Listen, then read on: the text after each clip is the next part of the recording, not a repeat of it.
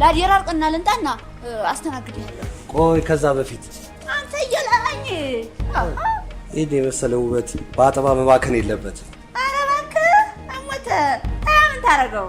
ልጥማው ለምን? እንጂ ተጠማ ቀልደኛ ነሽ። ወግደኛ ምን ይላል? ምን ይላል ይሄ? ያን ፈልገህ ነው? ባይህ የሚጫወተው ጀግና ብቻ ነው። አለቦታው ስለተቀመጠ ነው የወሰድኩት። ጨዋታማ አይደል ያማረህ? በልዞ ዞር ዞር ብያለሁ። አንተ ወግዲ ማዞር ይሄ ዞር ወዲያ ምን ይላል?